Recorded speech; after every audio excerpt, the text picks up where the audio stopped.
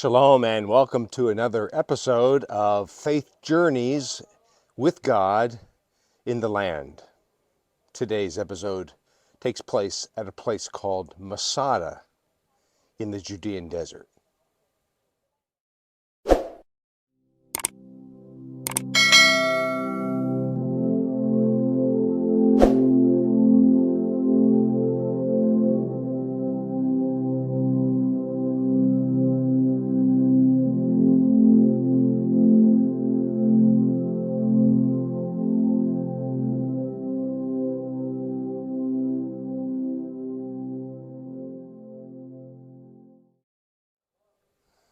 It's really a beautiful day here in the neighborhood of Masada.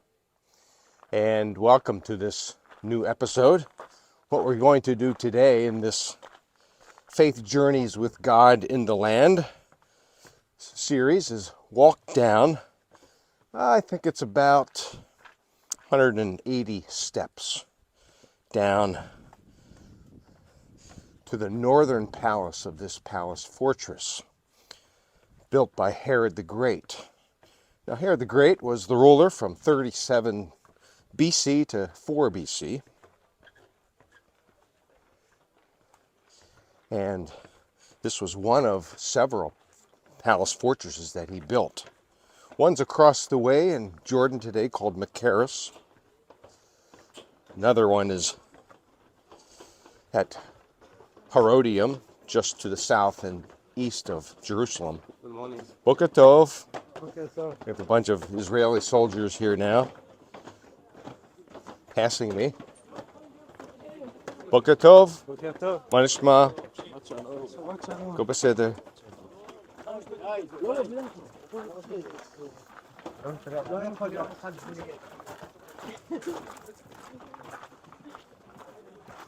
Israeli kids, by the way, after they get done high school, are required to do military service.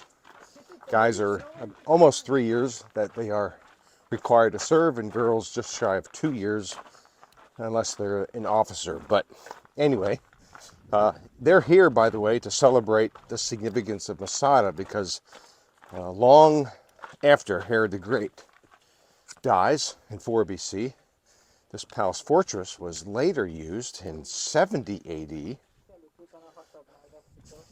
as a place of refuge for close to 1,000 Jews. Now, Josephus, the Jewish historian, tells us the details of how they survived up here. They had 12 cisterns, they had lots of water. They diverted the rainwater into these huge cisterns. They had food that they grew, and yet the Romans couldn't get to the top of this standalone mountain. So they made a ramp. The Romans did. We actually walked up the ramp, and it was decided by Eleazar ben Yair, the Jewish leader, for the Jews to take their own lives instead of falling on the sword, or falling as a result of the sword of the Romans, I should say.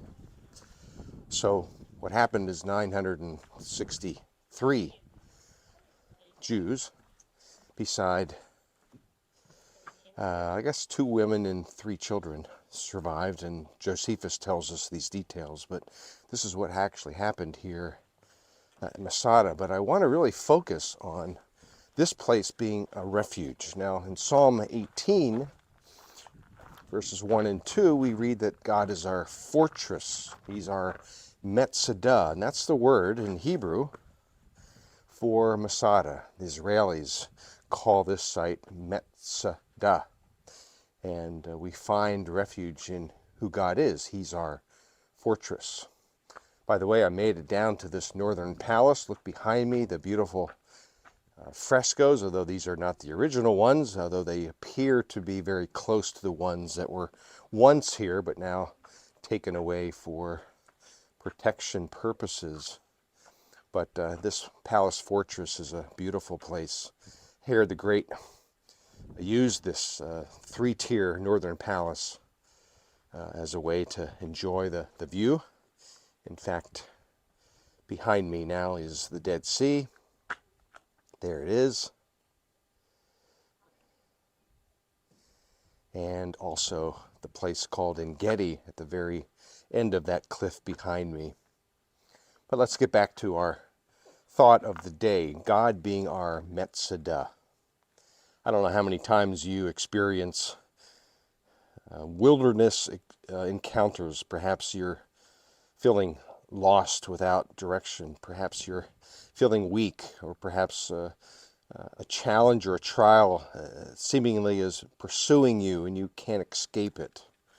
Well, it very well could be that even 1,000 years prior to King Herod building this palace fortress, this is recorded in 1 Samuel 24, that David, as he was being pursued by King Saul, at the end of that passage, it says he returned to the stronghold. Perhaps this standalone mountain served as a place of protection for David.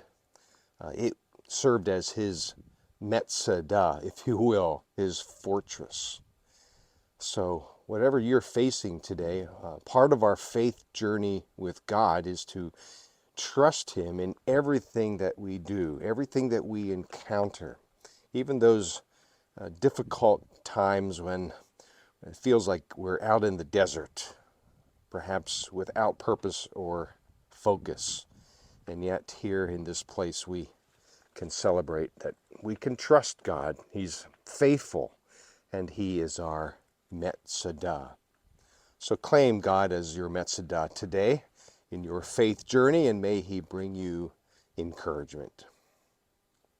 Until next time, Shalom.